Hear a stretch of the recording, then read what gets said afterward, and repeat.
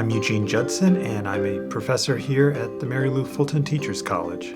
Regarding the two NSF projects that we have and how we're conducting the research, the two projects are complementary and they're funded through the National Science Foundation in their Innovative Technology Experiences for Students and Teachers category.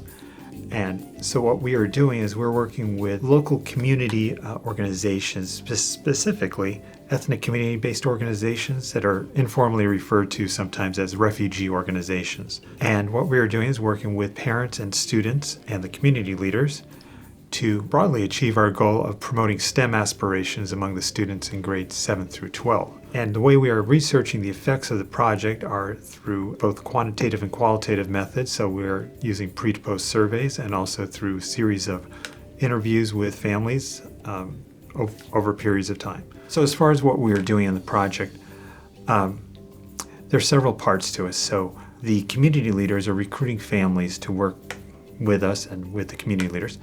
And we have a series of workshops we're holding at ASU West. We have adapted ASU's American Dream Academy, now more formally called WeGrad. It is a college navigation program, so the families participate in that with our community leaders as facilitators. Typical Saturday workshop would have the family participating in American Dream Academy. We have lunch, and then following that, they participate in a STEM career activity led by one of the ASU professors as we collaborate with 7 different schools and colleges here at ASU.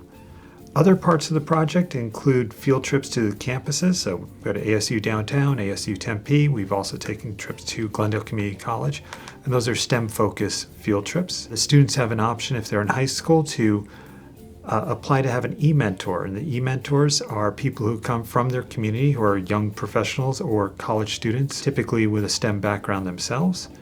And during the summer, they have the option to participate in an online program that focuses on career guidance and understanding college navigation. Regarding challenges and breakthroughs, I would say the challenges often has to do with the logistics and the challenge of bringing all these people from different communities and all of our own ASU communities together. I would say that is our ongoing challenge, again, the logistics of that.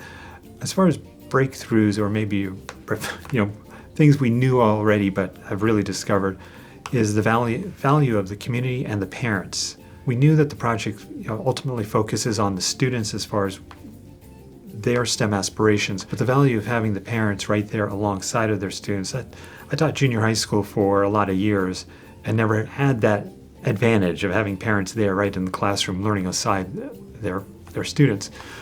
So having the parents with their community leaders, we find that it in itself creates its own type of community identity where people gather around to talk about education. And it becomes a matter of, with these communities we work with, which are the Burundians, the Congolese, the Syrians, the Somalis, part of who are we? Well, we're a community that talks about education and values education.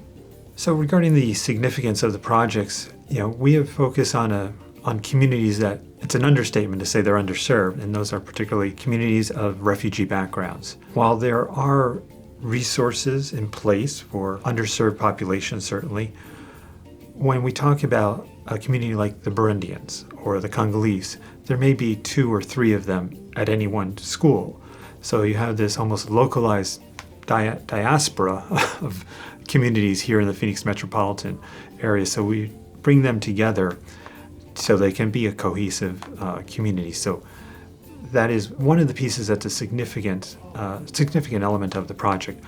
Also, I would say, again, what's significant is the development of the community organizations. For most of our community organizations, this project is actually helping to define their own identity of themselves being an organization that brings their community together for things beyond just early arrival needs, which might be help with rent or finding furniture or finding a job. Those are early arrival needs. Now we're kind of at the next step of helping the students understand how to graduate successfully from high school, how to apply and navigate their way through college. As far as our hope for where this would go is we want to institutionalize a lot of what we're doing. So we've been working with ASU Outreach, and from my understanding what ASU Outreach typically does, and it's great, is that they have people who work directly with the high schools. So we want to work with them to institutionalize this approach of working directly with the community organizations. So it's not just that you have people who are directly working with, say, Cortez High School or Washington High School, but now you're working directly with the Syrian community or the Iraqi community. As far as why the project holds significance to me personally, one element of that is that I grew up in Phoenix. I lived in the apartments that several of the refugee families live in now.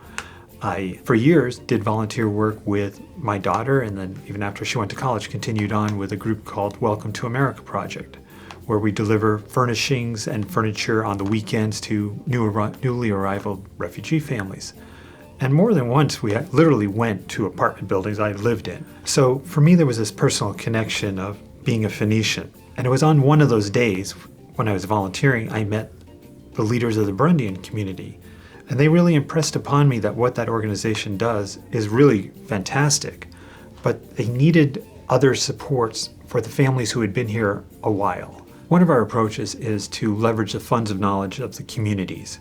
So we don't look at it as like, oh, these poor families need us to learn how to go to college or to create the desire.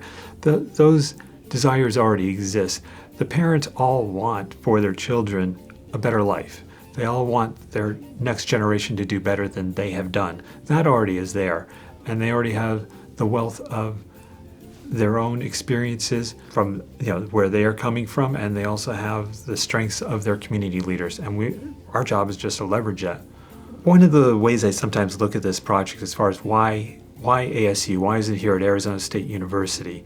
I think there's a couple of reasons. That sometimes, I think we all need to remember the name on the sign outside is Arizona State University. So the focus on these local communities who are these international communities in our own backyard is very important. Also, with refugees, it's a unique type of immigrant. They are here to stay. They have, in many cases, spent years going through arduous processes through living in refugee camps and being finally admitted through the State Department. So they're here to stay. So they are the new Americans. So what better place than the new American University to work with them?